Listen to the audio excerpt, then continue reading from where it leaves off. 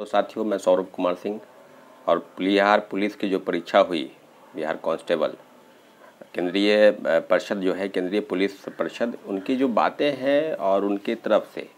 कल बहुत मन दुख हुआ, मन में बहुत अशांति हुई कि क्या इस तरह की चीज़ें बिहार में लगातार होती रहेंगी, पेपर लीक की बात।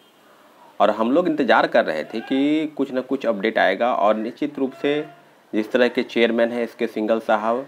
केंद्रीय पुलिस चयन परिषद के जो चेयरमैन हैं, उनका एक बयान आया था कि पेपर लीक नहीं हुआ है। उन्होंने इस बात का खंडन किया कि पेपर लीक नहीं हुआ है और प्रथम दृष्टि है जो उसमें यही कि अनुसंधान जो है किस प्रकार से चल रही है और जांच जो है अभी जारी है, परंतु उनका यह मानना है कि पेपर लीक नहीं हुआ है। जिस तरह की बातें वो कर रहे थे और हम लोग लगातार उनको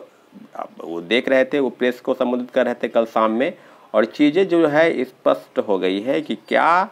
इस तरह की चीज़ें, पेपर लीक अगर होता है तो उसको सीधे सीधे कहा जाए तो क्या गुमराह किया जाएगा, क्या लिपापोती का प्रयास किया जाएगा। क्योंकि इस तरह के CSBC का एक इतिहास रहा है शुरू से ही कि जब भी पेपर लीक होना तय है, और जब भी पेपर लीक होता है और जब विरोध होता है, जब मांग होती है कि क्वेश्चन पेपर लीक हुआ है तो परीक्षा को कैंसिल किया जाए, तो उनका सिरे से खारिज कर देना उनका एक इतिहास रहा है। और लगातार जो चीज़ें बदल रही है उसमें यही कि आर्थिक अपराध इकाई के जो ADG हैं नय्यर हसनैन साहब, उनका एक प्रेस नोट जारी हुआ है। उन्होंने कहा कि जितनी भी जगह बिहार के विभिन्न जिलों में जहां छापेमारी हुई, जहां पेपर लीक की बातें अफवाह के रूप में या सच्चाई के रूप में जो भी चीज़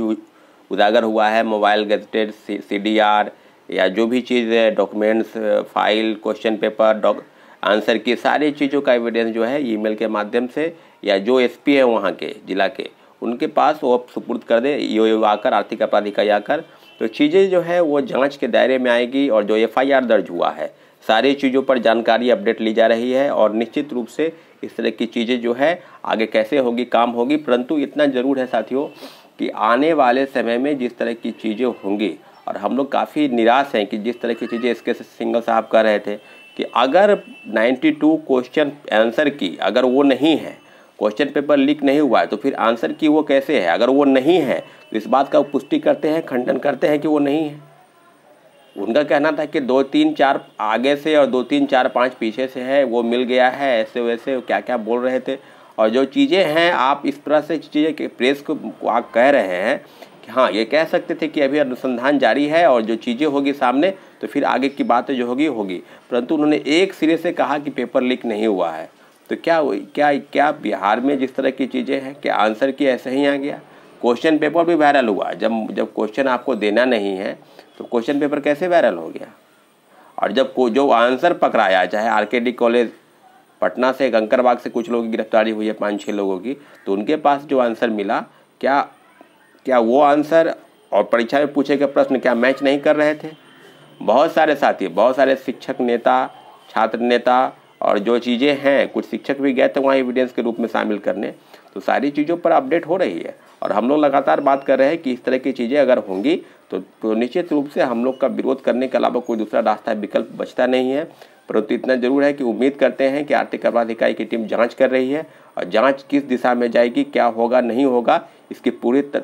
वो जांच कर रहे हैं। और उम्मीद करते हैं कि जांच जो है सही दिशा में जाए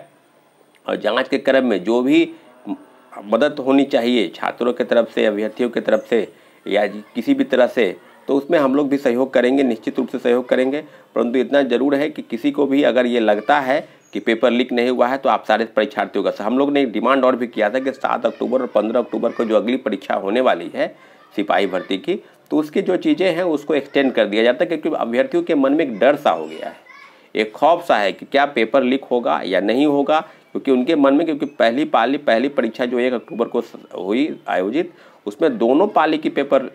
लीक है। और लोग ये अनुमान, हम लोग भी एक दिन तक इंतजार किए क्या यह सही है या गलत है। परंतु जो व्हाट्सएप पर सर्कुलेट हुआ क्वेश्चन आ रहा था या लोगों के पास फेसबुक पर, व्हाट्सएप पर या अन्य जगहों पर सर्कुलेट हो रहा था, वो आंसर की वो क्वेश्चन पेपर, तो क्या गलत है? अगर वो आंसर की 92 का 92 अगर गलत है तो फिर क्वेश्चन से मैच करा कर देख लीजिए किस प्रकार से गलत है। तो सैकड़ों लोगों की गिरफ्तारी हुई है साथियों, और भी लोगों की गिरफ्तारी हुई है, FIR दर्ज हुआ है। परंतु इतना जरूर है कि जो चीज़ें गलत हो रही है उसका हम खुलकर विरोध करेंगे। और जो आने वाले समय में हम लोग इंतजार कर रहे हैं कि आर्थिक अपराध इकाई की टीम जो जांच कर रही है उसका रिजल्ट छात्रों के पक्ष में आए। और निश्चित रूप से इसके सिंघल साहब क्या कह रहे हैं उस पर भी हम लोग गौर कर रहे हैं कि क्या उनकी बातों पर हम लोग विश्वास कर ले या नहीं करें, तो ओवरऑल विद्यार्थियों के पक्ष में अगर जो कुछ चीज़ें नहीं होने वाली है तो उसका हम लोग निश्चित रूप से एक साथ बैठेंगे और उम्मीद करते हैं कि आगे का जो विरोध होगा माननीय मुख्यमंत्री जी से भी हम तो आग्रह मुख्यमंत्री जी से करना चाहते हैं कि पेपर लीक की बातें सिर्फ बिहार में इस तरह से होती रहेंगी या उस पर कोई ठोस कार्रवाई होगा। जैसे उत्तराखंड, छत्तीसगढ़ और झारखंड जैसे राज्यों ने एक अन्य कठोर कानून बनाकर उन पर कार्रवाई की, परंतु बिहार में इस तरह से नहीं हुई है। आप तो बीपीएससी का भी उदाहरण अगर देख लेंगे तो बीपीएससी में भी आप कहेंगे तो 66वीं का पेपर लीक था, 67वीं का पेपर लीक था, परंतु वो कैंसिल करना पड़ा। बीएससी का भी पेपर लीक था, परंतु ये नहीं माने तो हम लोग कोर्ट गए। एक शिफ्ट की परीक्षा रद्द हुई, 2 पाली की परीक्षा इन्होंने रद्द नहीं की। तो इतिहास रहा है, सीएसबीसी का इतिहास रहा है, बिहार पुलिस अपर सेवा का आयोग का इतिहास रहा है कि पेपर लीक होता है और जब विरोध होता है तो उसका लिपापोती का प्रयास होता है और लिपापोती कर ही दी जाती है।